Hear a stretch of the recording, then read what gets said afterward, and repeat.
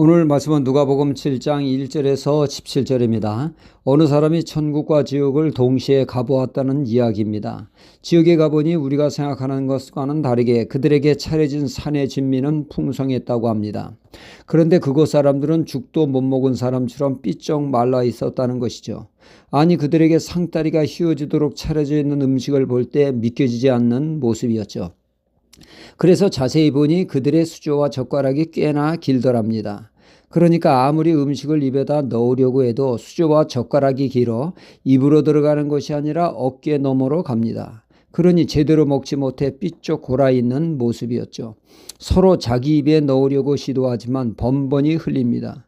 이어 그는 천국을 가보하겠는데 그곳에도 풍성한 음식이 차려져 있었습니다. 그곳 사람들을 보니 하나같이 혈색이 좋고 복기 좋습니다. 그곳에 있는 수저와 젓가락은 지옥에서 본 것처럼 길었습니다. 자기 입에 넣을 수 없는 상황이었죠.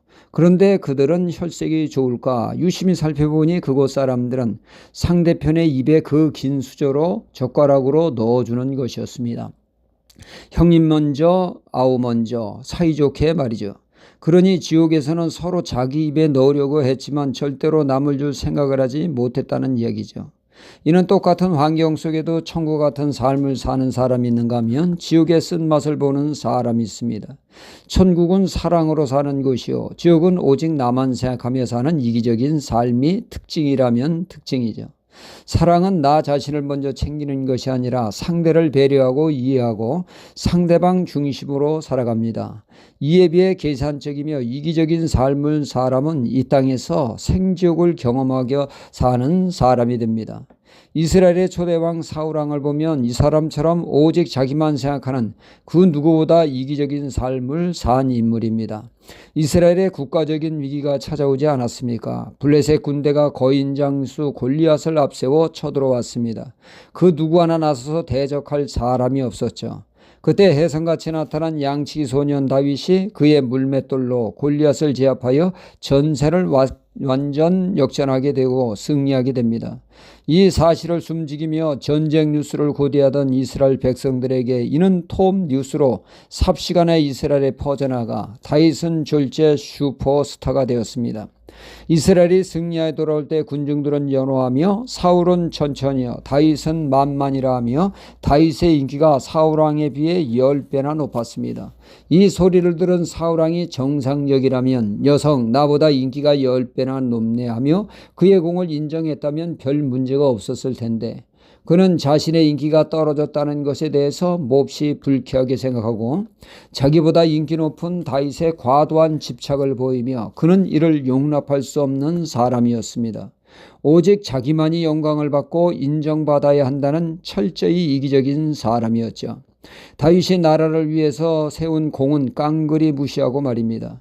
그의 이기적인 삶에 어떤 일이 벌어졌습니까? 철저히 이기적인 삶에 역사하는 마귀가 그에게 역사하여 그는 날마다 생족을 경험하는 불행한 삶을 살게 된 것입니다. 결코 자신의 이익을 위해 사는 삶에 행복은 없고 고통만이 가중된 것이죠. 이에 비해 천국의 삶을 이 땅에서 누리는 사람은 사랑으로 사는 사람입니다. 모든 일에 사랑의 동기로 자신의 유익을 챙기기 위해 사는 것이 아니라 상대를 배려하고 상대의 유익을 구하는 따뜻한 마음이 있는 사람이죠. 잔잔한 감동을 선사하는 사람입니다. 사랑으로 사는 사람이 이 땅에서 천국을 맛보며 사는 사람입니다. 오늘 말씀에 한 로마의 백부장이 소개되고 있습니다. 백부장이란 로마의 장교 계급으로 그에 휘하에 100명의 병사를 거느리고 있는 사람을 뜻하죠. 그에게 종이 있었는데 그만 사경을 헤매는 병으로 시달리게 됩니다. 당시의 종은 인격체가 아닌 주인의 소유물이었습니다. 사고파는 하나의 물건 취급받는 신세였습니다. 그러니 병든 종은 재산을 축내는 가치없는 존재로 푸대접받기 딱참합니다. 하지만 이 백부장은 비록 종이지만 그 종을 사랑으로 대했다는 얘기입니다. 그가 사경에 헤매자 그는 예수님의 치유를 부탁하는 말씀이죠. 그는 비록 로마이지만 또한 유대 민족을 사랑하여 회당을 지어주는 등 사랑의 헌신을 마다하지 않았습니다. 이에 주님은 백부장의 사랑과 믿음을 종으로 치유하셨으며 그의 사랑과 믿음을 주님은 칭찬하셨습니다. 상대를 배려하는 사랑이 놀라운 역사과 기적의 역사를 맛보게 되었다는 말씀이죠.